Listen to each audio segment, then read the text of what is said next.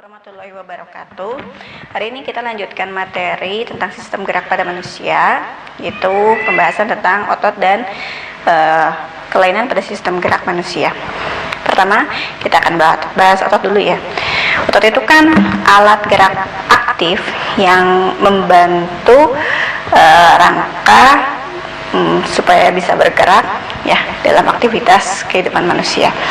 Nah, secara umum otot ini dibagi menjadi tiga. Pertama, otot lurik. Otot lurik ini dia letaknya melekat pada seluruh rangka manusia. Nah, fungsinya dia menggerakkan rangka kita agar bisa berjalan, mengangkat beban gitu ya.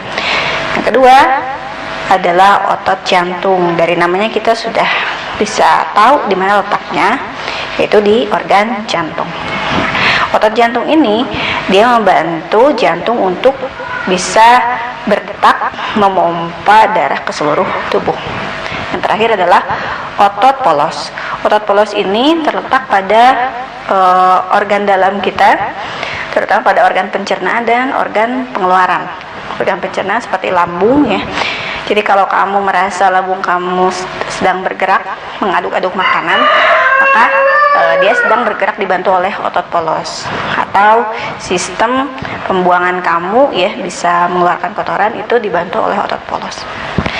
Nah, oke, kita ulang. Otot secara umum gitu dibagi menjadi tiga, yaitu otot lurik, otot jantung, dan otot polos.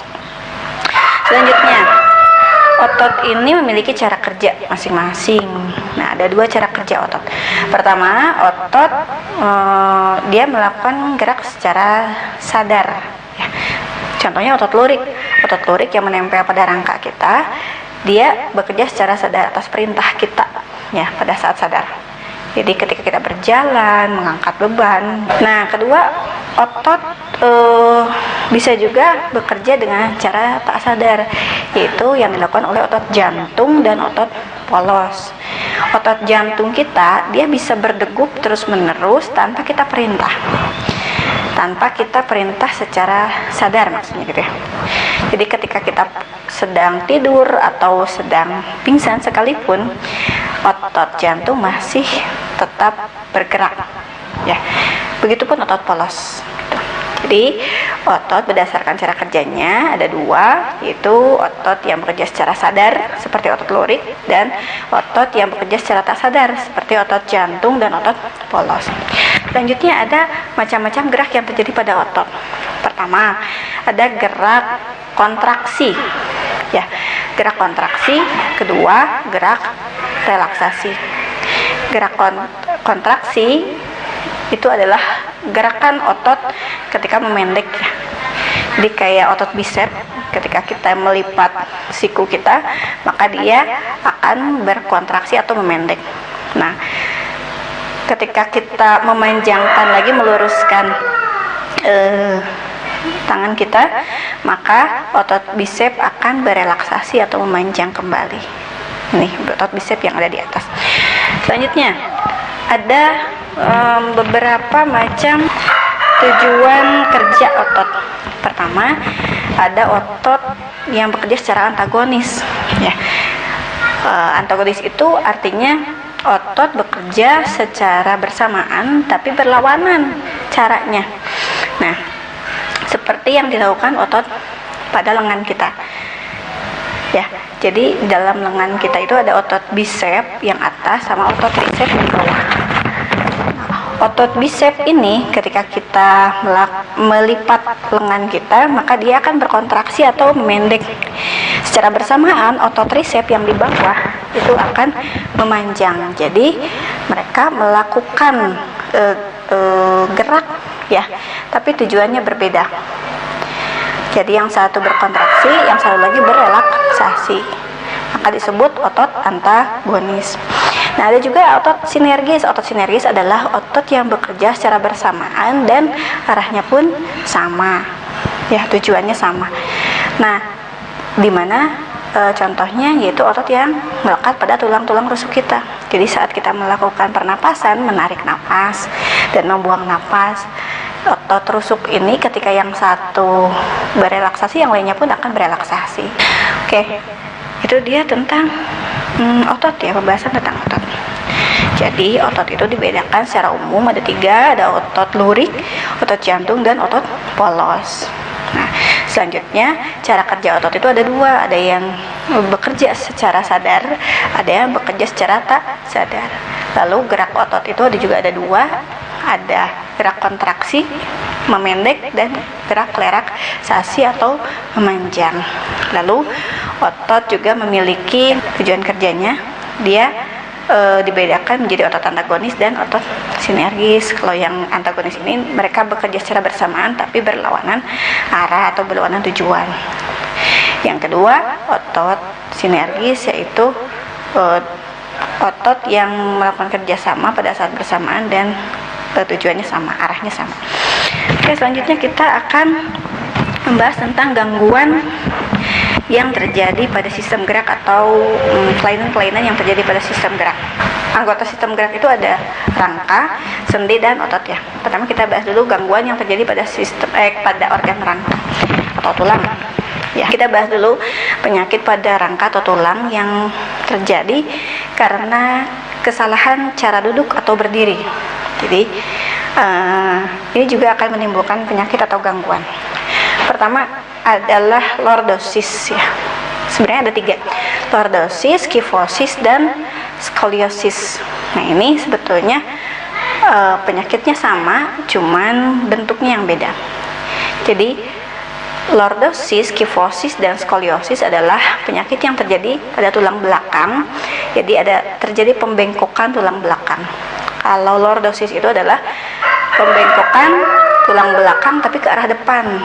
Jadi dadanya akhirnya tertekan ke depan sehingga membusung, terlalu membusung. Yang kedua adalah kifosis. Kifosis sebaliknya.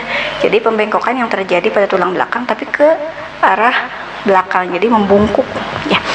Nah, terakhir skoliosis itu adalah pembengkokan tulang belakang yang arahnya ke samping, jadi seperti huruf S gitu. Nah, itu terjadi dikarenakan kebiasaan buruk ketika duduk ataupun berdiri. Jadi kadang-kadang duduknya tidak tegap gitu, lalu dimiring-miringin, atau ketika berdiri pun seperti itu, dimiring-miringin gitu ya. Terus selanjutnya adalah kelainan yang terjadi pada rangka atau tulang yang disebabkan oleh faktor fisiologis ya dari dalam tubuh kita. Itu pertama rakitis.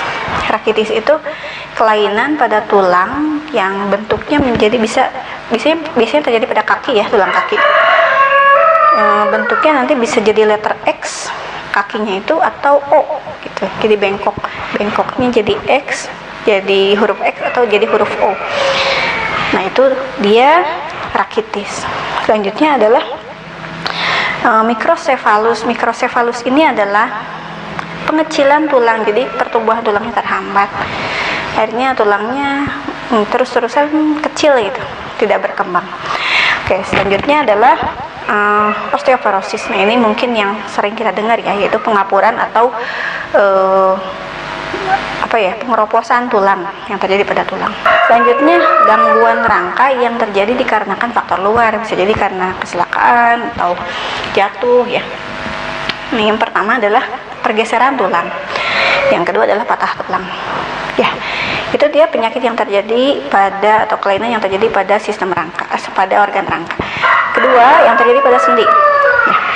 Pertama ada penyakit namanya artritis atau radang sendi. Kedua ada penyakit yang namanya rematik atau tumbuhnya jaringan pada sendi kita. Sendi kita kan lunak ya, tulang lunak. Nah, ada jaringan yang tumbuh di tulang lunak itu yang akhirnya menjadi mengeras.